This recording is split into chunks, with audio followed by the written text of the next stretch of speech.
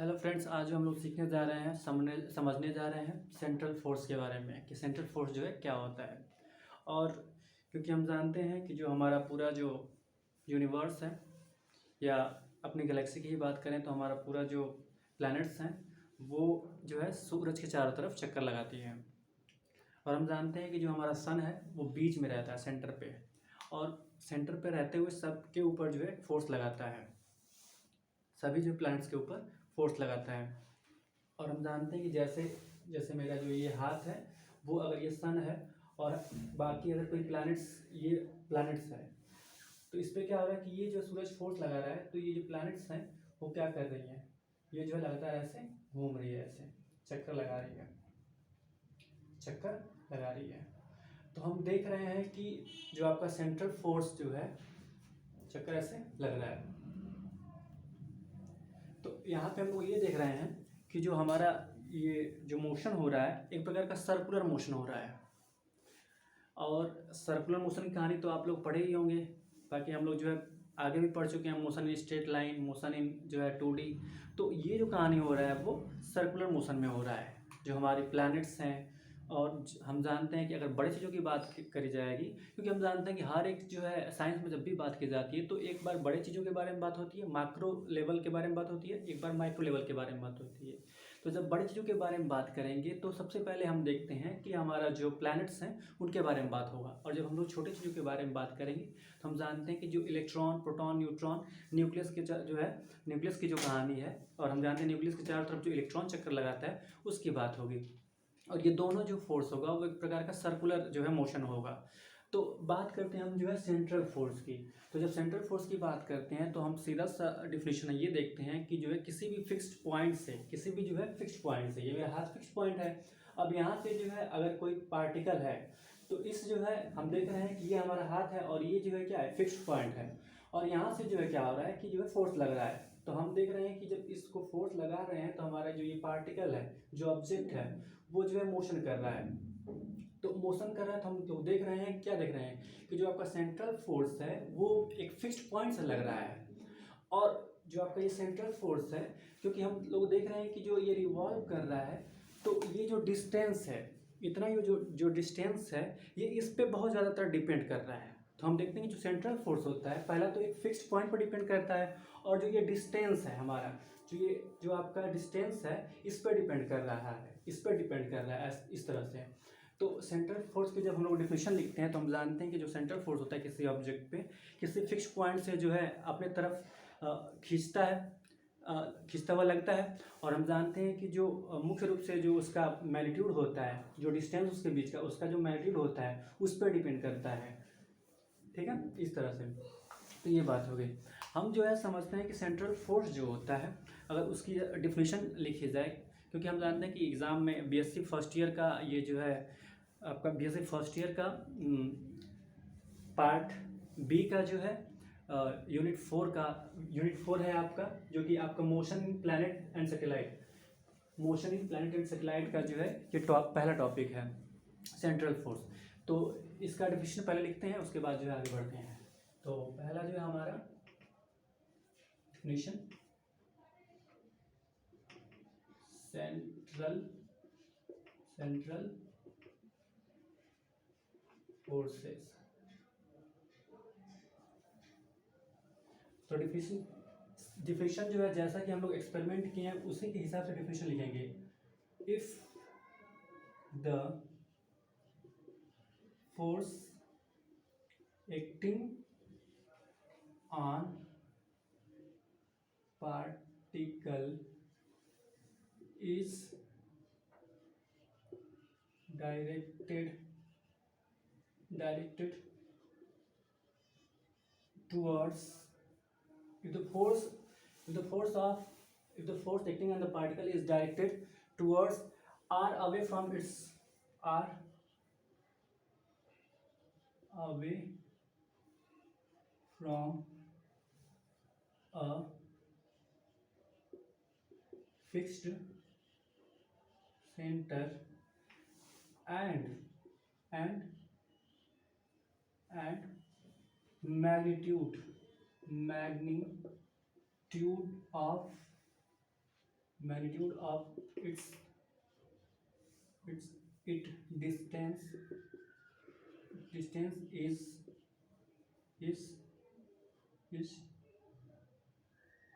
depends depends on the magnitude of distance is depend on fixed center then this force is known as central force. तो ये हमारा जो है definition हो गया, जैसा हम लोग जो है एक्सपेरिमेंट किए हैं उसी के हिसाब से डिफिनेशन हमारा जो चल रहा है। If the force is acting on the particle is directed towards or away from its fix centre, ठीक है, फिक्स सेंटर से जो है फोर्स लग रहा है, और वो जो फोर्स है वो जो है, जो कि हम देखते हैं कि जो डिस्टेंस है, जो कि ये इस धागे का डिस्टेंस है, तो ये जो आपका दूरी है हमारे फिक्स पॉइंट से लेकर के और इस प्लैनेट के बीच का जो डिस्टेंस है, इस पे ही डिपेंड कर रहा है। ये जो पूरा फोर्स है इस डिस्टेंस पे डिपेंड कर रहा है। तो नेक्स्ट में हम लोग जो देखे हैं कि magnitude of distance is depends on the fix centre and its force is known as central force. इस तरह से जो हम लोग सेंट्रल फोर्स को समझते हैं। फिर जो हम देखते हैं कि अगर एग्जाम्पल देखा जाए तो सबसे बेस्ट एग्जाम्पल जो है, क्योंकि मैंने बोला है कि फिजिक्स में जब भी हम बात करेंगे तो एक बार माइक्रो की बात करें, एक बार मैक्रो लेवल की बात करेंगे, आपका जो है स्थूल जगत की बात करेंगे, एक बार माइक्रो लेवल की बात करेंगे, सूक्ष्म जो है जगत की बात करेंगे। तो हम लोग देखते हैं पहला एग्जाम्पल जो है, पहला एग्जाम्पल जो है हमारा जो प्लैनेट्स है, planets revolving around sun, all planets revolving around sun। और जो है हम देख रहे हैं कि जो आपका ये जो भी रिवॉल्व कर रहा है ये किसके कारण कर रहा है, ग्रेविटेशनल फोर्स के कारण, ग्रेविटेशनल फोर्स के कारण। और दूसरा जो हम लोग देख रहे हैं, दूसरा एग्जांपल हमारे पास है वो है इलेक्ट्रॉन रिवॉल्विंग अराउंड न्यूक्लियस। तो ये हमारा जो है इलेक्ट्रोस्टैटिक फोर्स है। तो इस तरह से देख रहे हैं कि जो हमारा जो दो फंडामेंटल फोर्स हम लोग पढ़े थे, जो तो फंडामेंटल फोर्सों में जो हमारा ग्रेविटेशनल फोर्स है ये भी आपका सेंट्रल फोर्स है, और जो आपका इलेक्ट्रो जो है हम देखते हैं कि जो प्लैनेट्स रिवॉल्व करते हैं तो ग्रेविटेशनल फोर्स पैड करते हैं, और जो आपके छोटे जो है एटम में जो न्यूक्लियस होता है, तो न्यूक्लियस में क्या होता है कि प्रोटॉन न्यूट्रॉन होता है, और हम जानते हैं कि न्यूक्लियस के चारों तरफ इलेक्ट्रॉन रिवॉल्व करता है। तो वो दोनों आपका प्लैनेट भी और आपका जो इलेक्ट्रॉन भी दोनों जो है सर्कुलर मोशन करते हैं, और वो जो है एक सेंटर से जो है एक सेंटर फोर्स लगाता है, न्यूक्लियस फोर्स लगा रहा है इलेक्ट्रॉन पे तो वो रिवॉल्व कर रहा है, और इसमें जो है आपका सन जो है फोर्स लगा रहा है सभी प्लैनेट्स पे, प्लैनेट्स जो है रिवॉल्व कर रहे हैं। तो इसमें देख रहे हैं कि सेंट्रल फोर्स जो है आपका इस तरह से ये हो गया, और जो है यहाँ पे इस तरह से ये हो गया। तो इस तरह से हम लोग जो सेंट्रल फोर्स को समझते हैं। और अब देखते हैं कैसे जो सेंट्रल फोर्स को रिप्रेजेंट किया जाता है। तो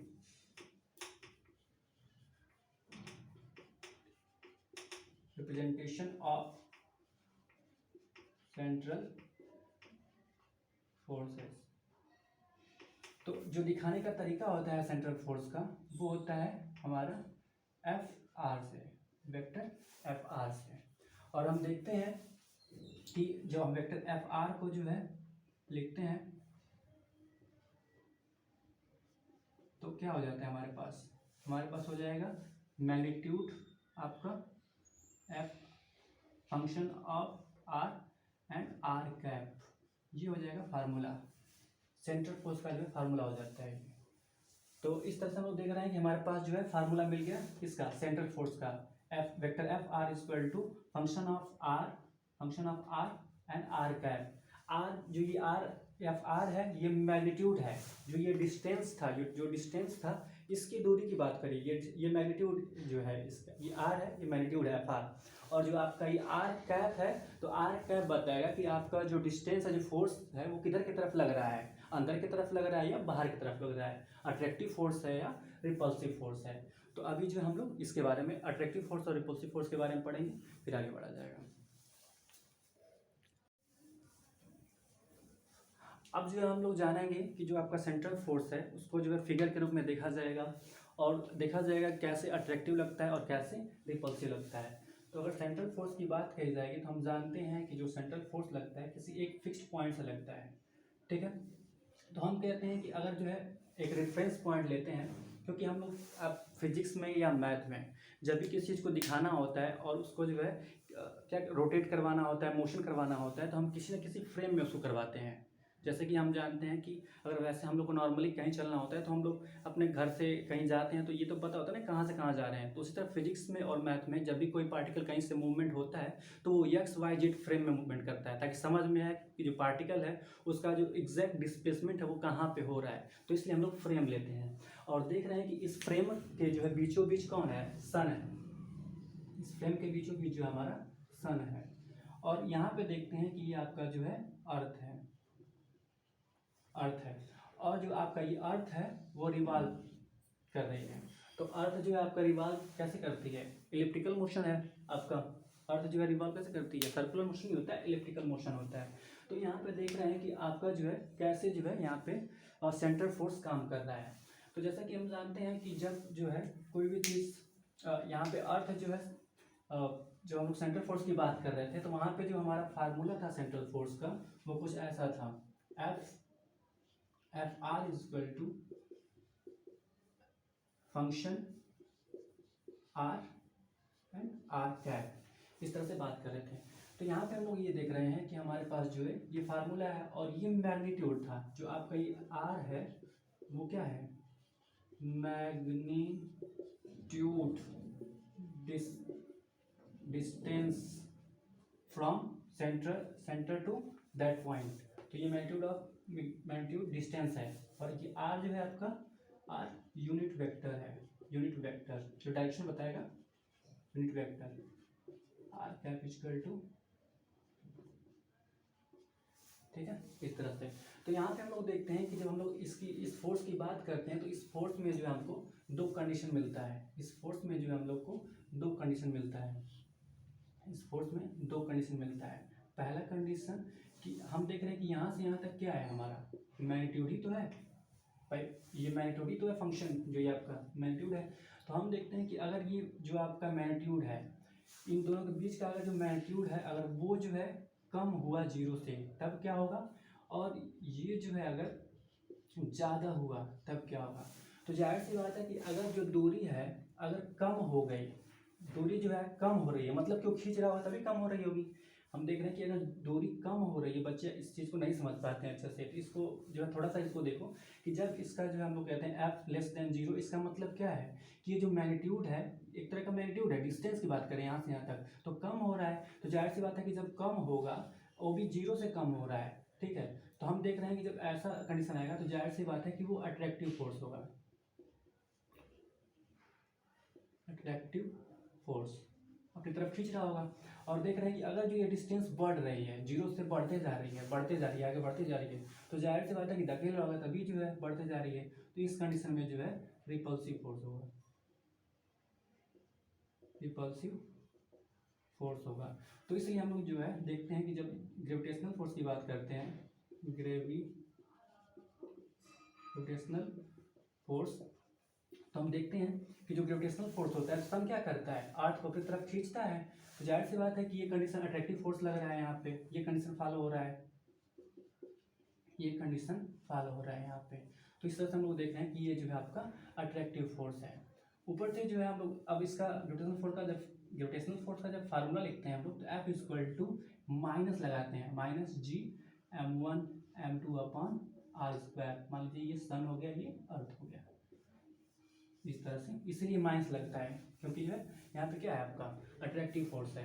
उसी तरह अगर हम लोग जो है रिपल्सिव फोर्स की बात करते हैं, मतलब जो है इसको पहला कंडीशन मान लीजिए, इसको दूसरा कंडीशन मान लीजिए, ठीक है। तो दूसरे कंडीशन में क्या कह रहे हैं हम लोग, एफ आर इज जो है ग्रेटर देन 0, और ये जो है आपका रिपल्सिव फोर्स है, रिपल्सिव फोर्स है। तो हम जानते हैं कि रिपल्सिव फोर्स कहाँ लगता है। तो अब जो हम लोग चले जाएंगे माइक्रो लेवल में, और माइक्रो लेवल में जाएंगे तो चार्ज की बात होगी। तो हम देखते हैं कि चार्ज में जो होता है वो क्या होता है, रिपल्सिव और अट्रैक्टिव फोर्स होता है। तो यहाँ पे जो है आपका ये कहानी जो है किसी हो जाएगी, चार्ज की हो जाएगी। तो हम लोग देखेंगे जो फार्मूला लिख देंगे एफ इक्वल टू के Q1 Q2 upon R square. तो बस समझाने का मतलब ये है कि ये रिपल्सिव फोर्स के लिए काम करेगा और ये अट्रैक्टिव फोर्स के लिए काम करेगा। और मेन जो टारगेट हमारा ये था कि जो हमारे फंडामेंटल दो फोर्सेस हैं, ग्रेविटेशनल फोर्स और इलेक्ट्रोस्टैटिक फोर्स, ये दोनों जो फोर्स हैं वो एक तरह का जो है नेचर के फंडामेंटल फोर्स हैं।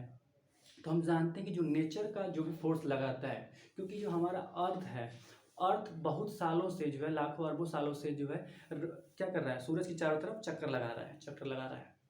और उसका जो मोशन दिखता है हमेशा जो है दिन और रात एकदम सही समय पे होता रहता है, थोड़ी बहुत जो है इधर उधर होता है लेकिन सही समय पे होता रहता है। तो हम देखते हैं कि जो भी चीज़ें अर्थ, जो भी चीज़ें नेचर में होती हैं, तो वो चीज़ जो है एकदम अपने नियम के हिसाब से चलती रहती हैं, नियम के हिसाब से चलती रहती हैं। तो जब कोई चीज़ नियम के हिसाब से चलती रहती है तो वो कंजर्व होती है, एनर्जी कंजर्व होती है, मास कंजर्व होता है। तो इसी तरह हम लोग देखते हैं कि जो आपका ये नेचर का फोर्स है ना, जो आपका ग्रेविटेशनल फोर्स है और इलेक्ट्रोस्टैटिक फोर्स है, एटम के अंदर की बात की जाए या एक बड़े ऑब्जेक्ट की बात की जाए, दोनों जो है क्या है आपके नेचर के फोर्स हैं। तो नेचर के फोर्स हैं तो जाहिर सी बात है कि ये भी क्या होंगे, कंजर्व होंगे। तो हम जानते हैं कि जो आपका ग्रेविटेशनल फोर्स, आपका ग्रेविटेशनल फोर्स और इलेक्ट्रोस्टैटिक फोर्स, जो आपका इलेक्ट्रोस्टैटिक फोर्स, इलेक्ट्रोस्टैटिक फोर्स, ये दोनों क्या है, दोनों फोर्स जो है कंजर्व है, कंजर्वेटिव फोर्स है। तो अब हम लोग बात करेंगे कि कंजर्वेटिव फोर्स जब लगता है किसी चीज़ पे तो क्या कंडीशन आ जाती है। ठीक है, ये दोनों फोर्स जो है क्या है, दोनों फोर्स कंजर्वेटिव फोर्स है, कंजर्वेटिव फोर्स, कंजर्वेटिव फोर्स। तो हम देख रहे हैं कि जो हमारे ग्रेविटेशनल फोर्स है और इलेक्ट्रोस्टैटिक फोर्स है वो कंजर्वेटिव है। और ये किसके एग्जांपल है, सेंट्रल फोर्स के एग्जांपल है। ये जो सेंट्रल फोर्स का एग्जांपल मैंने दिया है ना, आपका ग्रेविटेशनल फोर्स और इलेक्ट्रोस्टैटिक फोर्स, तो इस तरह से हम लोग देख रहे हैं कि जो आपका ये ग्रेविटेशनल फोर्स और इलेक्ट्रोस्टैटिक फोर्स जो है एग्जाम्पल है सेंट्रल फोर्स के। ठीक है, तो सेंट्रल फोर्स के एग्जांपल है तो जाहिर सी बात है कि सेंट्रल फोर्स भी जो है क्या होगा, कंजर्वेटिव होगा। जिस जिस चीज़ पे जो है सेंट्रल फोर्स लगेगा तो वो एक कंजर्वेटिव फोर्स होगा। अब कंजर्वेटिव फोर्स का जो है जो भी कहानी है वो एक अलग लेवल, मतलब एक अलग बात बताता है कि जब हम जो जानते हैं कि जब कोई पार्टिकल, जैसे मान लीजिए कि अर्थ लगातार जो चल रहा है ना, ऐसे लगातार चल रहा है, तो हम कहते हैं कि जब इसका मोशन हो रहा है, अगर ये कंजर्वेटिव होता है, अगर कोई पार्टिकल का जो है फोर्स कंजर्व हो गया तो इसका मतलब कि जो है उसका वर्क डन 0 हो जाएगा। वो जो है उसका वर्क, नेट वर्क डन जो होता है वो नेट वर्क डन वो 0 होता है।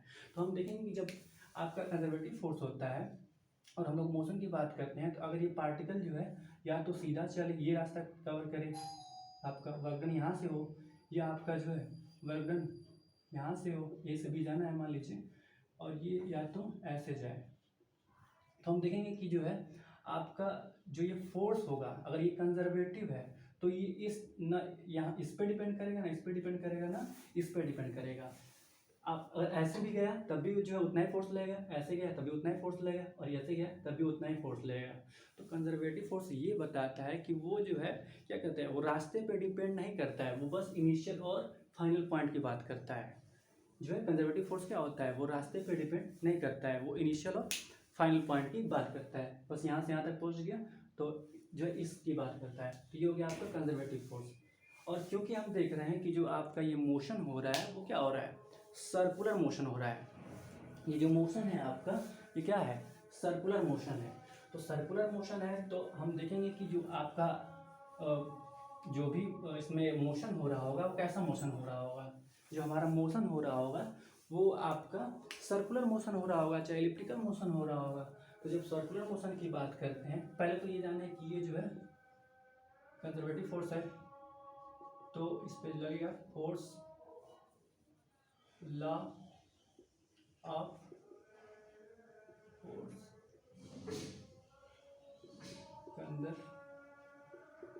Conservation, conservation, law of force of conservation. ठीक है, यहाँ पे जो law of force of conservation या लॉ ऑफ कंजर्वेशन काम करेगा। तो इस तरह से हम लोग देखते हैं कि जब इस पर जब लॉ ऑफ कंजर्वेशन काम कर रहा है तो क्योंकि आपका जो है जो आपका अर्थ है वो सन के जो है चारों तरफ एकदम एक तरीके से जो है रोटेट कर रहा है।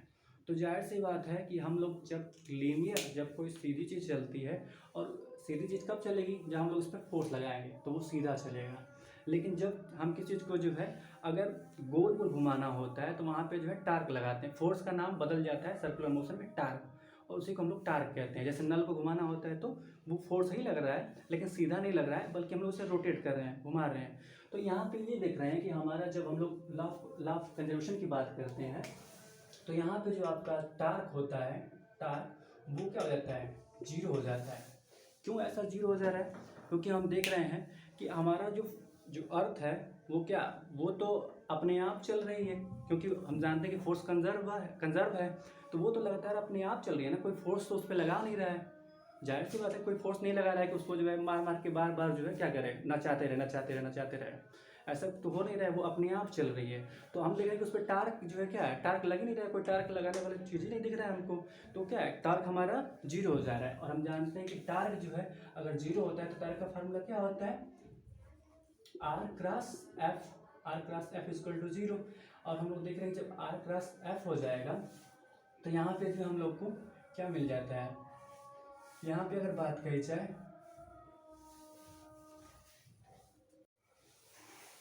और जब टार्क जीरो हो जाएगा, यहाँ पे टार्क जीरो हो जाएगा तो हम देखेंगे R cross F equal to zero हो जाएगा। और हम लोग जो है इक्वेशन पढ़े हैं torque equal to D L upon D T, जो है ये हमारे पास क्या है, एक रिलेशन है, torque equal to D L upon D T. और यल आपका क्या है यहाँ पे, ये है आपका एंगुलर मोमेंटम। अब ये मत पूछिए कि एंगुलर मोमेंटम क्या होता है, क्योंकि हम जानते हैं कि मोमेंटम जो होता है, जैसे मोमेंटम को किसे दिखाते हैं, पी से, p is equal to m v, mass into velocity. तो जो मोमेंटम हम लोग देखते हैं कि जो है मास इंटू वेलोसिटी का प्रोडक्ट है। लेकिन एंगुलर मोमेंटम की बात होती है, ये लीनियर मोमेंटम की बात होती है कि अगर कोई चीज़ जो है लीनियर मोशन कर रहा है तो उसमें अगर कोई मोमेंटम हो रहा है, ठीक है, तो ये क्या होगा, लीनियर की बात होगी। लेकिन एंगुलर मोमेंटम में क्या होता है कि कोई चीज़ जो है क्या हो रहा है, इस तरह से मोमेंटम एंगुलर की बात होती है। यहाँ पे की हो जाएगा आपका एंगुलर मोमेंटम। तो यहाँ पे देख रहे हैं कि हमारे पास, क्योंकि r cross F equal torque equal to zero हो गया, तो हम देख रहे हैं टाउ इक्वल टू जो है अगर जीरो हो गया तो D L upon D T का जो है हमारे पास एक रिलेशन पड़ा हुआ है। तो हम देखते हैं कि ये जो आपका अगर किसी भी टर्म का डिफ्रेंशिएशन जो है अगर जीरो आ रहा है, टार्क की वैल्यू जीरो आ रही है ना, तो हम कह रहे हैं कि ये जो आपका टर्म जाहिर सी बात है कांस्टेंट होगा तभी ये वैल्यू जीरो आ रहा है। तो हम इस तरह समझेंगे कि आपका जो एंगुलर मोमेंटम होता है वो क्या होता है, कांस्टेंट होता है। और समझ भी लीजिए, अगर समझना है तो हम देख रहे हैं कि जो हमारा जो अर्थ है वो क्या है, जाहिर सी बात है कि एकदम कांस्टेंट जो है एक जैसे जो है चाल से लगातार चल रही है, कोई उसमें रफ्तार नहीं कि अचानक से एकदम बहुत तेज़ हो गई या अचानक से बहुत स्लो हो गई, ऐसा कुछ नहीं है। तो हम देख रहे हैं कि वो क्या है, अचानक से कोई चीज़ तेज़ हो जाए तो उसका मोमेंटम भी तो बढ़ा है यहाँ पे। तो इस तरह से हम लोग देख रहे हैं कि यहाँ पे जो है इसका मोमेंटम भी कांस्टेंट होता है। हम लोग पढ़ रहे central force is always conservative, एकदम बात क्लियर हो गई ग्रेविटेशनल फोर्स से और इलेक्ट्रोस्टैटिक फोर्स से, माइक्रोस्कोपिक के लिए भी और माइक्रोस्कोपिक के लिए भी, ये बात खत्म। फिर बात करते हैं torque acting on a body is central force, ये भी बात क्लियर है कि जो आपका टार्क है सर्कुलर मोशन में टार्क काम करता है फोर्स की जगह, लीनियर मोशन में फोर्स काम करता है, सर्कुलर मोशन में टार्क काम करता है। तो हम कह रहे हैं टार्क क्या है, जीरो है, तभी टार्क फोर्स नहीं लग रहा है, वो कंजर्वेटिव है तभी तो लगातार चल रही है ऐसे। फिर जो angular momentum of the angular momentum की बात की जा रही है कि वो कंजर्व है। अभी मैंने प्रूव करके दिखाया कि कैसे जो है एंगुलर मोमेंटम कंजर्व है, क्योंकि टार्क इक्वल टू जीरो। और हम लोग जब टार्क जीरो है तो हमारे पास एक रिलेशन है torque D L upon D T. और हम जानते हैं कि किसी भी कांस्टेंट का जो डिफरेंशिएशन करते हैं तो उसका वैल्यू जीरो आता है, तो जाहिर सी बात है कि यल कांस्टेंट होगा। यहाँ तक हो गया। अब यहाँ पे क्या है, नेक्स्ट जो हमारा फोर्थ जो है इसका कंजर्वेटिव फोर्स का जो है हम लोग देख रहे हैं इसमें, तो central force is motion lie in the plane. तो कह रहा है कि जो सेंट्रल फोर्स का मोशन होता है वो प्लेन में होता है लगातार। जैसे हम इसको ही लेते हैं, जैसे हमारे पास ये एक्सपेरिमेंट हो रहा है, ठीक है, तो हम देख रहे हैं कि अगर इसका हम जो है मोशन करवा रहे हैं तो ये जो मोशन हो रहा है तो देखिए ये जो आपका जो भी मोशन हो रहा है वो एक प्लेन में हो रहा है, एक प्लेन में हो रहा है। और एक प्लेन का मतलब कि जो है एकदम इस पे बस हो रहा है लगातार, ठीक है ना, कि ऐसे हो रहा है ऐसे हो रहा है, बस वो एक प्लेन पे हो रहा है ऐसे ऐसे, ठीक है। तो हम कह रहे हैं कि कहीं ना कहीं बस जो है वो यक्स और वाई प्लेन पे जो है क्या लाई कर रही होगी, ठीक है। तो इसलिए कहते हैं कि जो सेंट्रल फोर्स का मोशन होता है वो क्या होता है, एक प्लेन पे होता है। जैसे मान लीजिए अर्थ ही है, तो अर्थ जो है क्या कर रही है, अर्थ चारों तरफ नहीं रोटेट कर रही है ना, वो एक ही प्लेन पे लगातार जो है अगर देखा जाए तो वो रोटेट कर रही है इस तरह से, ठीक है। ये बात हुई। अब जो है नेक्स्ट देखते हैं, the areal velocity is always constant in central force. अच्छा, एरियल वेलोसिटी क्या होती है, तो एरियल वेलोसिटी की जब बात करते हैं तो हम लोग देखते हैं कि अगर ये सन है और मान लीजिए कि ये हमारा अर्थ है, ठीक है। तो अगर सन है और ये अर्थ है तो एरियल वेलोसिटी ऐसा जो है हम देखते हैं कि जो आपका ये अर्थ जो है यहाँ से यहाँ तक जो गया है, areal velocity is always constant. तो जो आपका यहाँ से यहाँ तक इतने दूर जो है वेलोसिटी करना जो है लग रहा है, उतना ही जो है आपका अगर इसको मेजरमेंट किया जाएगा तो यहाँ से यहाँ तक ए से बी, फिर बी से ए, ठीक है। तो यहाँ पे देखते हैं कि जो आपका एरियल वेलोसिटी है वो भी जो है क्या होती है, कांस्टेंट होती है इसमें, ठीक है। तो इस तरह से जो हम लोग आज पूरा जो है सेंट्रल फोर्स के बारे में पढ़े हैं, उसको लिखे हैं अच्छे तरीके से। तो जो है उसके बाद क्या पढ़े हम लोग, सेंट्रल फोर्स के बारे में पढ़ें और बातें की हैं कि हमारा जो सेंट्रल फोर्स होता है किसी फिक्स पॉइंट से जो है लगता है, और वो उसका जो मेन रोल प्ले होता है उसका मैग्नीट्यूड करता है, जो डिस्टेंस है, ठीक है। और उस डिस्टेंस की कहानी पढ़ें कि कब जो है हमारा अट्रैक्टिव होगा, जब डिस्टेंस जो है क्या हो जाएगा, लेस देन जीरो हो जाएगा। कब रिपल्सिव होगा, जब डिस्टेंस क्या हो जाएगा, आपका जो मैग्नीट्यूड आ रहा था वो जो है लेस ग्रेटर देन जीरो हो जाएगा। फिर उसके बाद हम लोग क्या पढ़े हैं कि उसके बाद जो हम लोग पढ़ रहे थे कि आपका जो ये सेंट्रल फोर्स होता है उसके एग्जाम्पल कौन कौन से हैं, ग्रेविटेशनल फोर्स और इलेक्ट्रोस्टैटिक फोर्स, और ये आपके नेचर के फोर्स हैं। तो जब नेचर के फोर्स हैं तो जाहिर सी बात है कंजर्वेटिव होंगे। तो इस तरह से हम लोग देख रहे हैं कि हमारे जो है सेंट्रल फोर्स के एग्जाम्पल कंजर्वेटिव फोर्स हैं, तो सेंट्रल फोर्स कंजर्वेटिव नहीं होगा तो वो भी कंजर्वेटिव फोर्स है। अब यहाँ पे पूरा कंजर्वेटिव का नियम लग रहा है, लॉ ऑफ कंजर्वेशन लग रहा है। तो हम जानते हैं कि अब ये कोई सीधा सीधा चल नहीं रहा है, सर्कुलर मोशन कर रहा है। तो जाहिर सी बात है कि यहाँ पे जो है हम लोग क्या करेंगे, सर्कुलर मोशन की ही बात करेंगे। तो हम लोग टार्क की बात, फोर्स की बात करें ना यहाँ पे, तो टार्क की बात करेंगे कि इसको घुमाने में जो है क्या टार्क, किसी चीज़ को गोल गोल घुमाने में टार्क लगता है। तो हम कह रहे हैं कि टार्क लगभग नहीं कर रहा है, क्योंकि ये नेचर का जो है काम अपने आप हो रहा है, कंजर्वेटिव है ना, तो नेचर का अपने आप हो रहा है, तो टार्क लगभग नहीं कर रहा है, तो टार्क जीरो है। और जब टार्क भी नहीं लग रहा है तो हम फार्मूला पढ़े हैं, जो रिलेशन हमारा है टार्क इक्वल टू DL/dt। तो जाहिर सी बात है कि आपका एंगुलर मोमेंटम L भी क्या है, आपका कांस्टेंट है, क्योंकि फार्मूले के हिसाब से ये चीज़ समझ में आ रही है। बाकी जो है हम लोग इसमें जो है चीज़ें पढ़ चुके हैं। तो आज की क्लास के लिए इतना ही, और नेक्स्ट जो है आपका टॉपिक नेक्स्ट वीडियो में जो है पढ़ाया जाएगा। तो आज के लिए इतना ही, इसको रिवीजन करिए, पढ़िए। बहुत बहुत धन्यवाद।